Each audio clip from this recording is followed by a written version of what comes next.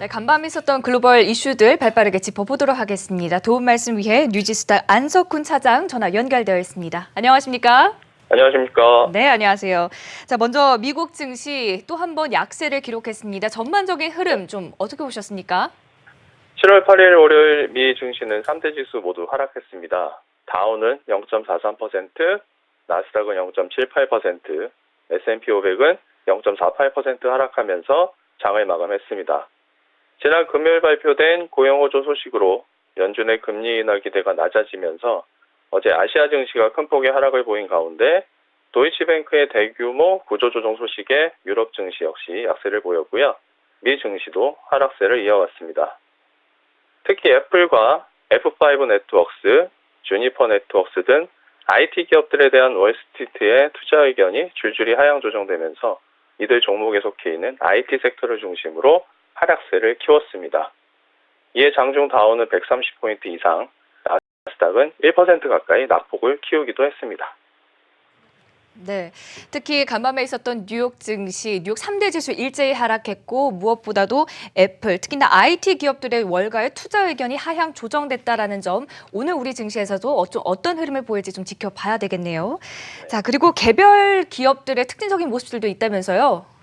네, 먼저 독일 최대 은행인 도이치뱅크가 6.04% 하락했는데요. 네. 지난 2008년 금융위기 이후에 금융업체로는 세계 최대 규모의 구조조정 계획을 발표한 때문입니다. 도이치뱅크는 금융위기 이후 각종 스캔들과 포트폴리오 구성 실패 등으로 매출 부진을 겪어왔는데요.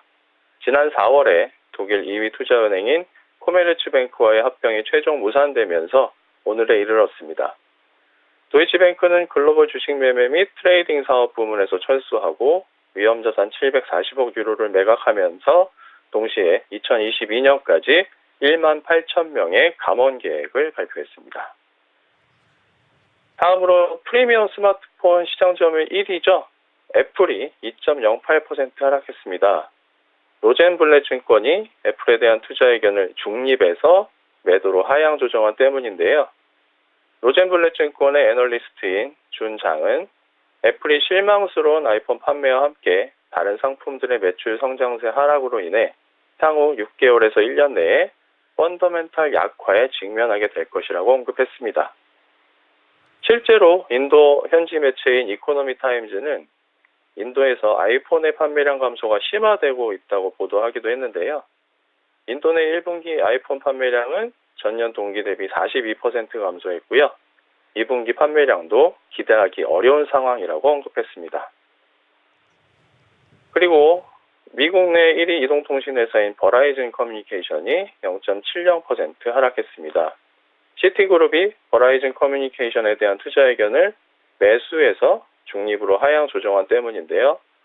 시티그룹의 애널리스트인 마이클 롤린스는 현재 미국 내 이동통신 산업에서의 여러 불확실성으로 인해 향후 12개월간 어떠한 시장 기회가 주어질 가능성이 있지만 5G 네트워크 역량 확보 등에 집중하고 있는 버라이즌에게는 극히 제한적일 수밖에 없다고 주장했습니다. 네, 이렇게 글로벌 증시 개별 기업들의 흐름 짚어주셨습니다. 첫 번째로는 도이치뱅크 세계 최대 규모의 구조조정 계획에 하락세를 보였다는 점 함께 짚어주셨고요. 또 투자 의견이 하향된 두 가지 종목이죠. 애플과 그리고 버라이즌 커뮤니케이션까지 함께 들어봤습니다. 자, 그렇다면 이번 주에 좀 눈여겨봐야 할 주요 이벤트와 또 이슈들 어떤 것들이 있을까요?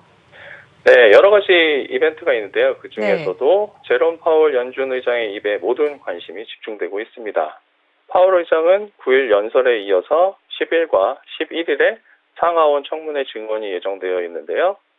현재까지 전반적으로 미국 주요 경제 지표의 흐름이 안정적인 상황에서 그의 발언에 따라 시장은 금리 인하 시기에 대한 방향성을 잡을 것으로 보입니다. 더불어 11일에 공개되는 6월 FOMC 의사록 역시 연준 개별 의원들의 의견을 확인함으로써 금리 인하에 대한 연준의 분위기를 확인할 수 있을 것입니다. 그리고 2분기 실적 발표 기간인 어닝 시즌을 일주일 정도 앞두고 이번 주에는 펩시코와 델타항공이 먼저 2분기 실적을 발표합니다. 북미 1위 식음료 회사인 펩시코는 오는 9일 장 시작 전에 2019 회계년도 2분기 실적을 발표하는데요. 시장에서는 매출 164억 4천만 달러, EPS 1.51달러를 예상하고 있습니다. 신흥시장을 중심으로 한 스낵 부문의 견조한 성과로 1분기에는 매출과 EPS가 전년 동기 대비 3% 증가하면서 전망치를 모두 상회했고요. 2019회계년도 가이던스로는 순매출 증가율 4%를 제시하기도 했습니다. 2019년 들어 펩시코의 주가는 19% 상승했고요. 이번 2분기 실적 발표에서는 신흥시장에서의 매출 성장세가 어떠했는지 살펴보시면 좋겠습니다. 이어서 미국 내 여객 운송 2위 항공사인 델타 항공은 오는 11일 장 시작 전에 2019 회계년도 2분기 실적을 발표합니다. 시장은 매출의 경우 전년 동기 대비 5% 늘어난 124억 달러, EPS는 전년 동기 대비 26% 증가한 2.24달러를 예상하고 있습니다. 1분기에는 매출이 전년 동기 대비 5% 증가한 105억 달러, EPS가 전년 동기 대비 28% 증가한 0.96달러로 전망치를 모두 상회한 바 있고요. 2분기 실적과 관련해서는 지난 3일에 6월 마일당 매출이 전년 동기 대비 6.2% 증가했다고 발표하면서 2분기 실적 가이던스를 한 차례 상향한 바 있습니다. 델타 항공의 주가는 올 들어 18% 상승했습니다. 네, 이렇게 눈여겨봐야 할 주요 이벤트와 이슈들까지 함께 글로벌 증시 흐름 먼저 발빠르게 짚어드렸습니다. 지금까지 뉴지스탁 안석훈 차장이었습니다. 오늘 말씀 고맙습니다. 고맙습니다.